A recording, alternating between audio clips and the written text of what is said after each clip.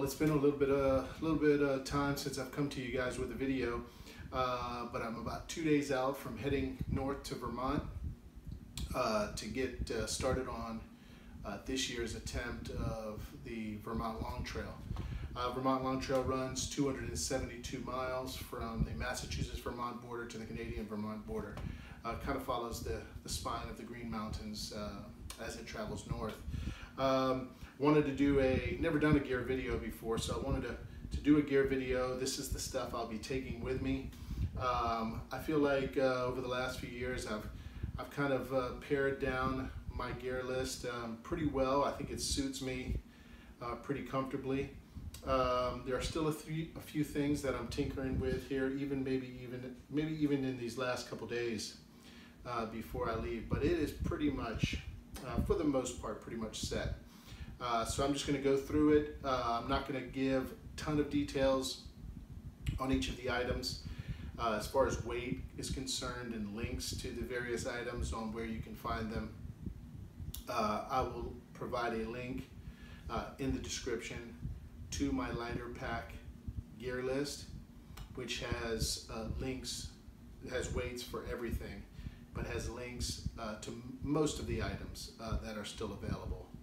Some of the items are just kind of either DIY items or other things that are just kind of pieced together and a little bit harder to list where to find those things on lighter pack. My base weight is down now just over 15 pounds. I feel pretty good about that. It wasn't long ago that my base weight was over 20 pounds. So maybe even last summer. I've changed quite a few things since then. So I've been able to bring down that pack weight quite a bit. And I feel pretty good about it now. So I'm just over 15 pounds. Food and water, usually I'm sitting somewhere 25 pounds or less, and so I feel pretty good about that. So let's just jump right in on it. One of the major things that I've changed since last year, in fact I've only taken it out on one weekend trip so far, is I'm using a new pack now. I went with the Osprey Exos 48.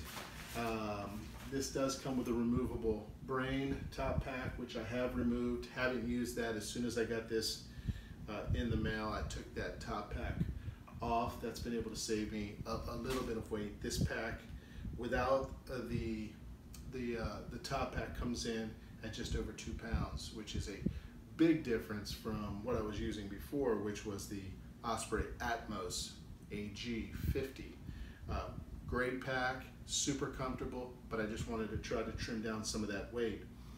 And so I went with after shopping around a little bit, I went with the Exos 48, and so far so good. Pretty happy about that. Some of the differences between this pack and the older model, well, the primary difference as far as I'm concerned is that it no longer has hip belt pockets, which is really not a big deal for me. I use the hip belt pockets in my Atmos, but not because I needed to, just because they were there. And so never really felt great about the hip belt pockets, and so I don't miss them on this. But it's like I said, so far a pretty good pack. I like the water bottle or the side pockets on this more than the Atmos. The Atmos pockets came about halfway up. These are kind of full length. A liter smart water bottle fits completely in this thing, and you pretty much can't see it. And then the access for water bottles from while you're wearing it is a lot easier with this pack than it was on the Atmos. And so where on the Atmos I would wear a 700 milliliter smart water bottle hanging from my shoulder strap, which I never really liked that much. I don't have to do that with this pack. And so that's what I'll be using. I use a large black contractor bag as the liner. It fits pretty much perfectly and has served me well, and I'll continue to use that. In addition to that, I've gone to using a fanny pack. This is the one, pretty much the one that fit me well that was available when I was purchasing it. This is an REI. It's a little bit bigger than I would like. I've considered and probably will ultimately go with the Z-Packs multi-pack that kind of attaches to your shoulder straps. It seems to be a little bit more functional and practical for me than this, but this over 2 trips. I did a full spring break trip on this, which were the last videos posted, and then more recently a weekend trip on the AT, and it's worked pretty well. There are some pockets that are just on here that I don't use that I think are one of the reasons I'll probably eventually switch it out, but it's not overly heavy and has again served me pretty well. The reason I like this is it allows me to take my phone, which I'm filming with now, which I'll also be taking with me now on this trip, which is the iPhone 7 Plus. It allows me to carry that here rather than in one of my short or pant pockets, which just felt always a little uncomfortable and heavy. I'm able to keep that right up front. Also, over these last 2 trips, I've been a lot more disciplined about eating snacks throughout the day because I have them readily available right here in my front pack. Other things I can fit in here: hand sanitizer I'll keep on one side, bug spray, insect repellent I'll keep on the other side, maps, trail guides, that kind of stuff also fit in here really well. And so that will be kind of the second pack that I'll be wearing. All right, so let's get into clothing I'll be wearing on the trail. Man, I kicked it around quite a bit. Had been wearing either Royal Robbins convertible pants or Royal Robbins hiking shorts. I liked both of those. The pants a little less than the shorts, but I recently was given as a gift from my wife a pair of these Cools, which I really like. They actually, with the belt, are a bit, just a few grams heavier than the Royal Robbins shorts, but I like the way they fit. I like the way they kind of move, and so I'm going to give them a try this time out. And so that's what I'll be wearing on the bottom. Up top, I've got an ex officio long sleeve hiking shirt. You know, the sleeves roll up really easily and hook up top. It's got the ventilation in the back. I've worn this shirt for about 2 or 3 trips now. I've really liked it. I like going with a long sleeve shirt so that I can roll it down for sun protection, insect protection, that kind of thing. And so this is what I'll be using up top. I'll be wearing Darn Toughs. Man, let me just tell you, this particular pair, and I've bought others, I've purchased others since then, and I'll show you another pair that I'm carrying with me. But this particular pair of Darn Toughs, I have been using for virtually every hike, with very few exceptions, both overnight trips and day trips, for 3.5 years now. And they have held up really well. No holes. There are signs of wear, but no holes. Fantastic socks, man. Have not had a blister since wearing these socks. Let's knock on wood. Hopefully that continues. So I'll be wearing those down below with my Dirty Girl gaiters. And these are the Ultra Lone Peak 3.0s. They've got a few miles on them. Tread is still really nice. There is some wear up front. This toe rubber piece here tends to separate on these Ultras, but I think the positives on these way outweigh the negatives. There aren't any holes. There's lots of videos and lots that have been said about Ultras. I'm not going to go through all of that. Suffice it to say that these shoes, I'm hoping, will hold out for the 272 miles of additional wear that I hope to put on them here in the next few weeks. Let's see. That's pretty much everything I'll be wearing on my body. Rain jacket. It rains a lot in Vermont. Last year I went in June, beginning of June. It rained a lot, lots of mud. But to be honest with you, I found myself wearing my rain jacket very little, because if you wear a rain jacket, as you know, you're going to sweat inside of it. So this is great for when you're stopped and you want to keep the rain off of you because it gets cold or something like that. And for me, this Frog Togs for the money is a pretty solid jacket. I'm not worried about damaging it, which I haven't. And I've been using this particular one for over a year now on every trip that I've taken, and haven't damaged it at all. Packs down really nice, super light, and really inexpensive, available at Walmart, stores like that. So that'll go, I usually keep that in the front mesh pocket of my pack. I also always take, regardless of what the weather forecast is calling for, I always take my my down puffy. This is an REI Co-op, nothing special. It's fairly lightweight. Again, it's served me well for the last 2.5 or so years. I've got one small hole in it from a burn hole that I caused myself, obviously, and patched it up, and so far so good. I always take that with me, packed down into the pack. Some of the stuff I'll be taking with me in my pack, the clothing. I pack all of my clothing, extra clothing, in a Z-Packs dry bag. I use the pillow bag, which is turned inside out now for pillow purposes, and it has the soft-sided interior. One side of it's soft to use as a pillow, but when carrying clothes throughout the day, you just flip it right side out and put your clothes in. It velcros, rolls down, keeps the clothes nice and compact. I compacted down to about half the size of this, and so that's really nice. In my pack, I'll be taking an extra pair of Darn Toughs, same style, different color, far less wear because I wear the other ones most of the time. For the evenings and for when I'm in town doing laundry, what have you, I've got these Under Armour shorts, nothing special, fairly lightweight. Pick those up at Sam's or something like that, and been using these for probably the last 1.5 years, and they've been doing the job.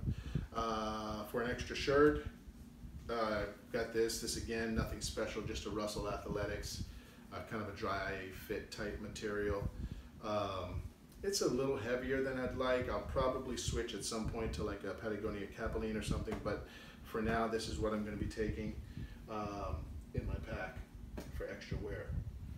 I won't be taking a base layer.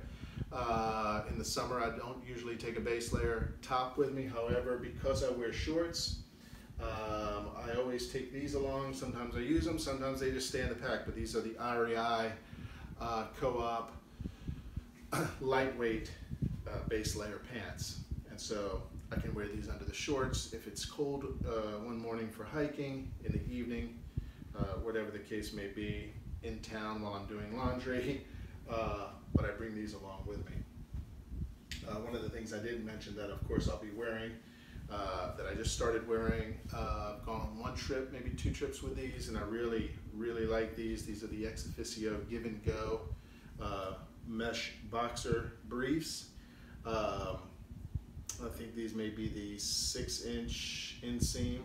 I'll tell you what, just as a little tip, if you are if you're not already subscribed to Massdrop, and it's free to do that, you just go on to massdrop.com, sign up. These Ex Officio briefs come through every once in a while, and I got the 2-pack of these for probably less than 1 pair would cost regular retail. So you may want to keep an eye on that. They have a lot of good lightweight hiking gear that comes up rather frequently. So I've got 2 pairs of those. I'll wear one, I'll carry one in the pack. I'm not carrying any heavy gloves or anything like that, but I always carry these really lightweight running gloves, just in case during during the evening at camp if it gets a little chilly. In Vermont, in the summer last year, probably looking at lows in the lower 50s. Not too bad for sleeping, but sitting around in the evening, sometimes it gets a little chilly, and so I'll have these in case I need them. Same thing with headgear. I take this, I think last year I used it once or twice. This is just a dirtbag climber's beanie. Like this thing, taking it with me. It's lightweight. If nothing else, these items, if I don't use them, they provide a little more filling for my Z-Packs pillow. So those things are going with me. I've got 2 bandanas. I carry 1 bandana on me during the day, and I have 1 bandana stuffed in my cook pot that I'll show you here in a minute for evening cleanup and that kind of stuff. So 2 of these regular bandanas, and that will be going with me. I think that's it up here. So next, shelter. I've got a Tyvek ground sheet that is cut specifically for my light hard gear So Long 6. Bought this when I bought the tent. Maybe I could have done it cheaper for myself, but for 15 bucks it was worth it for me to have it come pre-cut, ready to go. And so I use that. I also use this, if I sleep in a shelter, I can put this down as kind of a ground sheet in the shelter to protect my sleeping pad and such. Of course, as I mentioned just now, I use the Light Hard Gear So Long 6. Again, not going to go into the specifics of this. I'll probably stick a picture in here of it, what it looks like set up in the field. Love this tent. Recommended it to a number of people. Can't say enough good things about this tent. This is the Light Hard Gear So Long 6. Just about 2 pounds, including the stakes and stuff like that. I use 6 MSR mini groundhog stakes, and I also have the Light Hard Gear awning pole, and in the picture that I'll stick in there, you'll see how that awning pole sets up with the vestibule to set up a really nice system for your tent. So take that along with me. Again, it's super light, made out of carbon fiber. All right, along with my pack, I have the Osprey pack cover in case it rains. It's a little heavier than I'd like. Considered going to something like the Z-Packs pack cover, but for now, this is what I'm using. All right, let's go to sleep system. I've got the Thermarest. Is it the X-Lite? This is, it's the yellow pad that is fairly popular out on the trail. I've got the long version. It comes in at just about a pound. Yes, it's noisy. It gets less noisy, I think, as it gets some wear on it, but it's super comfortable. And so I love this pad. This is the first one I've purchased. It's held up so far, and hoping that it will hold up for the rest of this summer. Great pad, love it.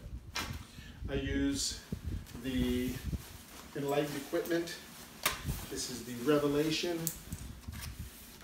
down quilt. Again, there's lots of video reviews out there of this. I'm not going to go into a ton of details. This has the 850 Down Tech fill, rated for 20 degrees. I've taken it down into the probably sub 30s.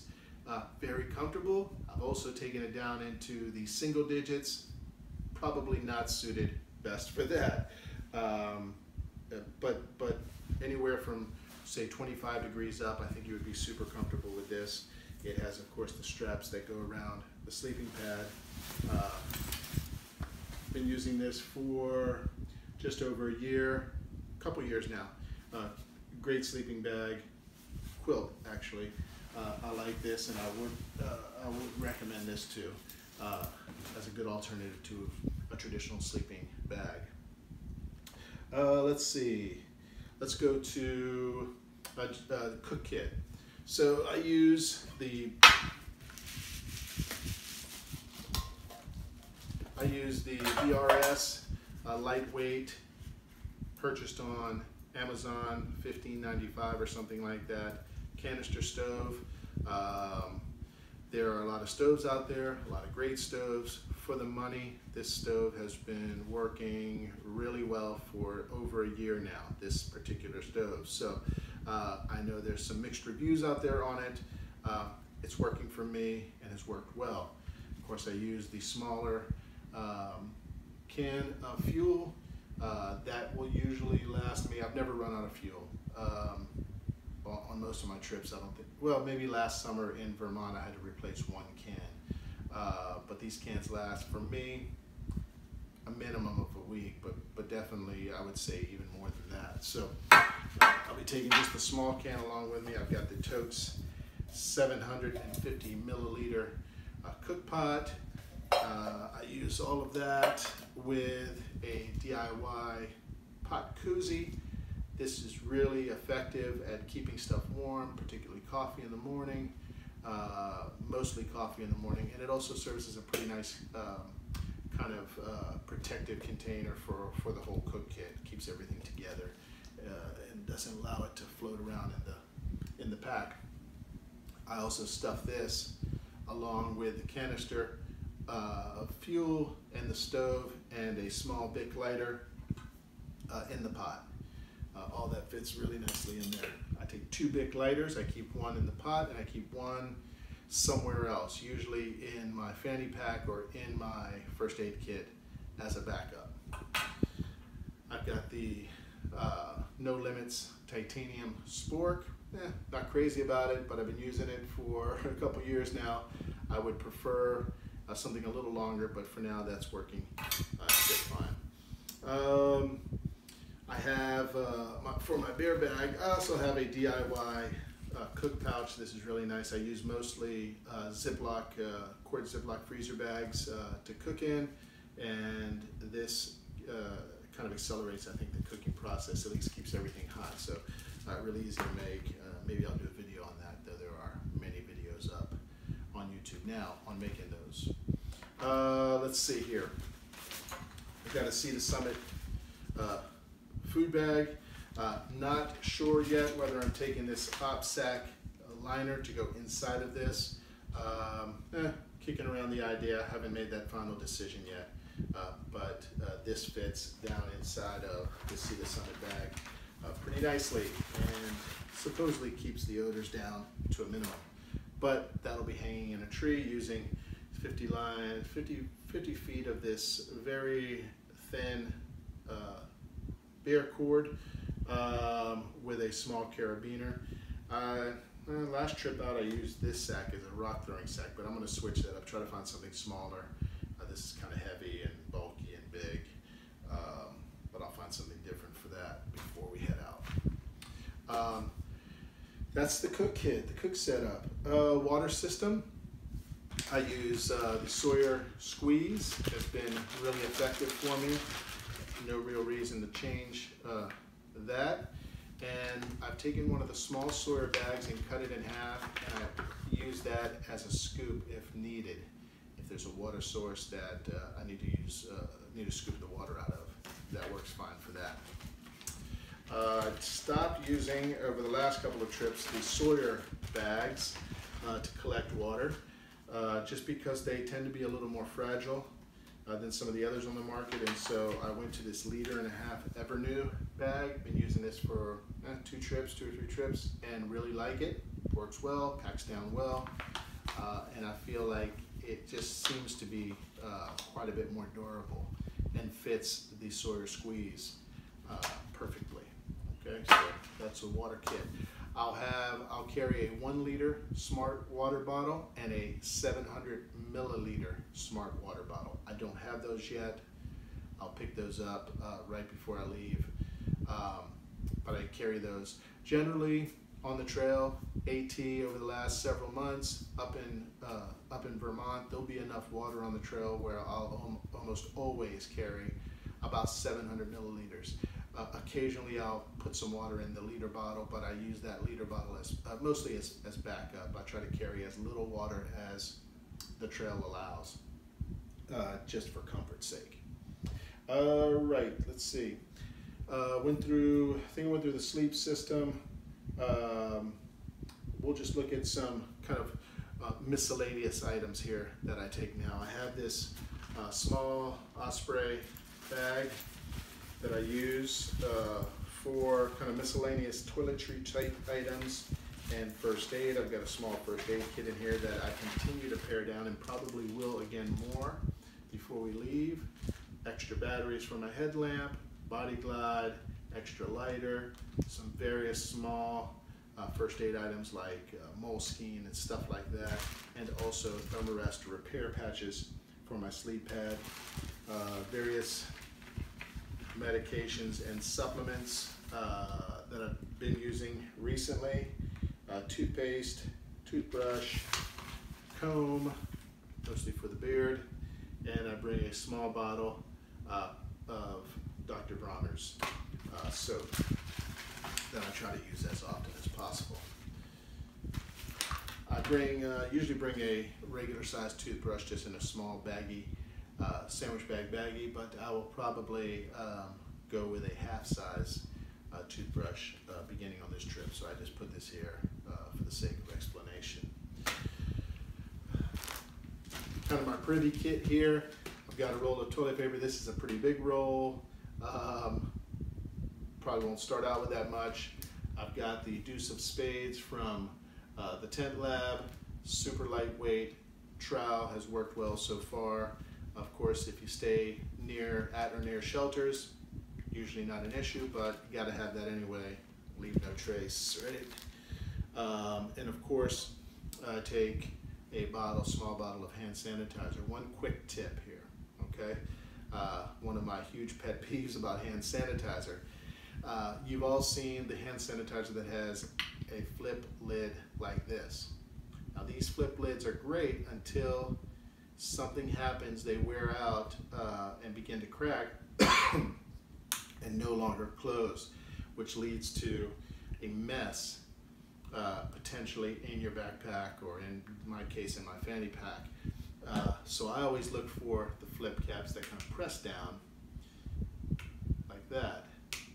They are a lot safer in your pack. And so this is a quick little tip that I've learned, unfortunately, through experience. Again, as I mentioned earlier, because I'm going to Vermont, there goes the trowel. Since I'm going to Vermont and experienced a lot of black flies last year, I understand there's a lot of mosquitoes this year, the ticks, what have you. I'll be taking this small bottle of Deep Woods Off, heavier than I'd like to take, but I think if I need it, it'll be well worth it. I should add too, for pest control, I've treated all of my clothing, my backpack, and most of the clothing I'm taking with me as extra clothing with permethrin. This stuff seems to work pretty well. Last year I did it during the summer. I used this and had zero tick problems all summer. And just so far this year, without treating it, just on day hikes here in North Florida, I don't come home, I haven't come home yet this year without a tick. They're everywhere. And this seems to be a pretty good defense against them. So I highly recommend this. You just hang your stuff outside, you drench it with this stuff, let it dry. It's odor free once it dries, and seems to be pretty effective. All right, so didn't mention this when I mentioned the Lightheart gear, So Long 6, but that of course does use trekking poles. I use the Black Diamond Trail trekking poles. I've been using these for about 2.5 years, this particular pair.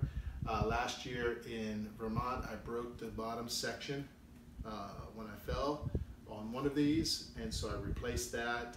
Black Diamond sent me a new one for just a few bucks. But the tips on both of them, both the new one and the old one, seem to be holding up pretty well. I wrapped some duct tape around the handles for emergency repairs. They serve as my tent poles, and they are absolutely essential, in my opinion, for hiking in the mountains, or really for me anywhere else. I'll be taking those, of course, along with me. I'm taking along this Sea to Summit head net with insect shield. This was pretty handy last year in Vermont. I thought it was looked silly and doubted whether I would use it or not before I got to Vermont, but I bought it nonetheless, and I ended up using it quite a bit, hoping not to have to use it. I understand black flies, I'll be going towards the tail end of black fly season, and I'm hoping they will all be gone by the time I get there. but that's super lightweight. That comes along with me, and I'll probably hang that somewhere on the outside of the pack. I switched recently to the Black Diamond Spot headlamp. My previous headlamp worked well, but it didn't have a red light, and I felt that was pretty annoying for others at camp during the evening. So I went to the Spot, Black Diamond Spot, and I've taken it on 2 trips now, and it has worked well. I like it, and if anything changes, I'll let you know on that, but it seems to be doing the job now. I went from the Z seat made by Thermarest to this Jungle Leopard kind of knockoff brand that I picked up on Amazon for about $5. Again, that link will be in my lighter pack gear list. But the only reason I switched was this was quite a bit lighter and packed down much thinner than the Z seat. I've got one across the room there, but most of you have seen those. And so it's easier for me to stuff and just forget about here in my front mesh pocket until I need it. The Z seat always seems to be, for me anyway, just a bit too bulky for my pack system here. So I'll be taking that along with me.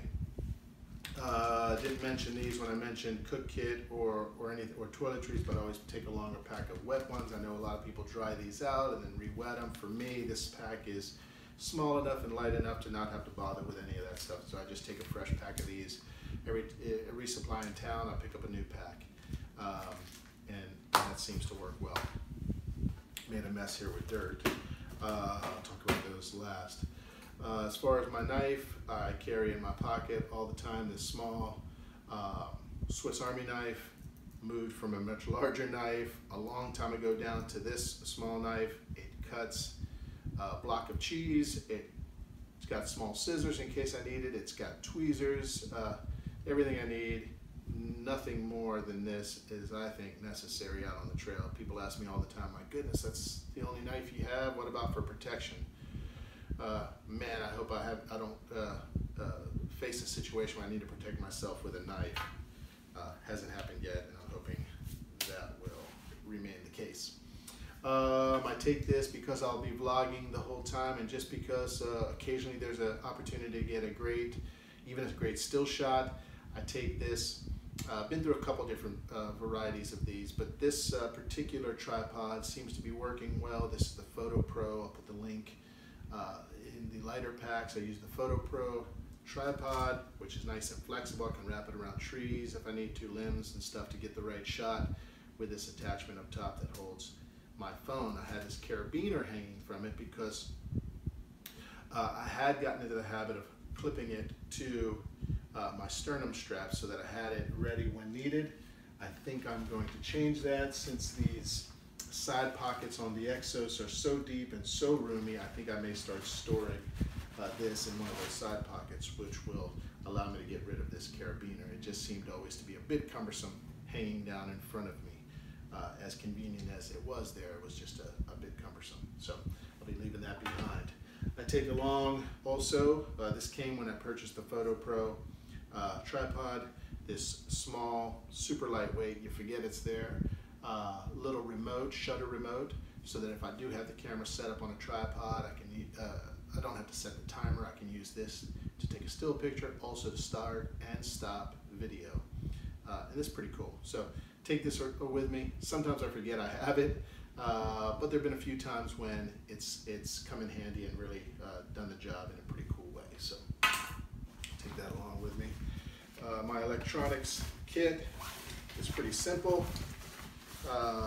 Ordinarily on a weekend trip, I would only take the Anchor charger. This thing is heavy, but man, let me tell you, I have yet to run out of juice on my phone, and I hope that remains the case.